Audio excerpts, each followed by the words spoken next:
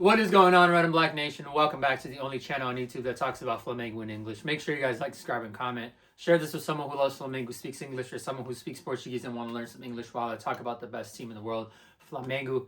Let's start it off with the Lucas Paquetá stuff.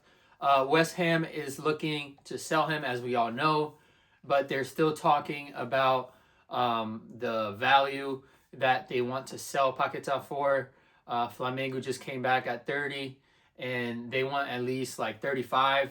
So Flamengo might say 30 plus 5 in bonus if we win any championship like the Brasileirão, the Brazilian League, or the Libertadores.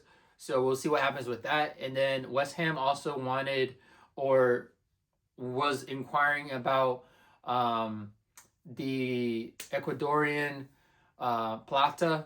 So he might be leaving with that deal. If Paquetá comes back, they might do like a trade plus some money. So we'll see what happens with that. But West Ham was interested in Plata. So that is news to pretty much everyone because they weren't looking at anyone. But now they're talking about Plata. So it could be like a trade-off plus some money. And Flamengo will get rid of Plata because last season he had like 4 red cards. And he was just like acting a fool, and it didn't look good for Flamengo.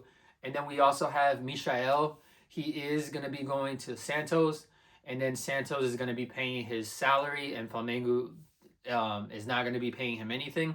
It's pretty much going to be like on a loan, but Flamengo is not going to pay him anything or Santos anything. And then it's just going to be like at the end of the season, then Flamengo might sell him to Santos, and Santos might just buy him.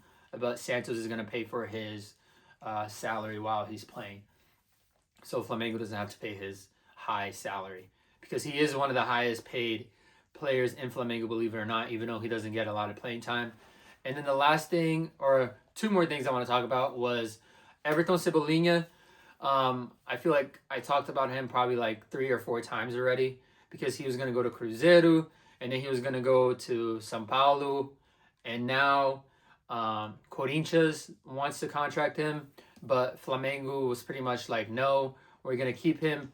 We need him. And Felipe Luis did say that he's like one of the key piece that he has for his attacking style of play. And he wants Everton Cebolinha to stay in Flamengo. And then Everton Cebolinha, like I said before in the video, they were, him and his lawyers and his people were trying to get Flamengo to sign another contract with him, so he stays till 2030, I believe. But we'll see what happens with that. And then the last thing I want to talk about is the new jersey, the home jersey that came out today.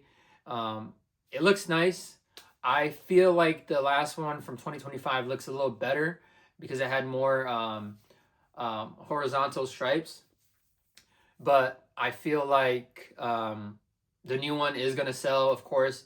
But yeah, I feel it's like the same but different because the lines are like bigger and wider on the 2026 one than the 2025.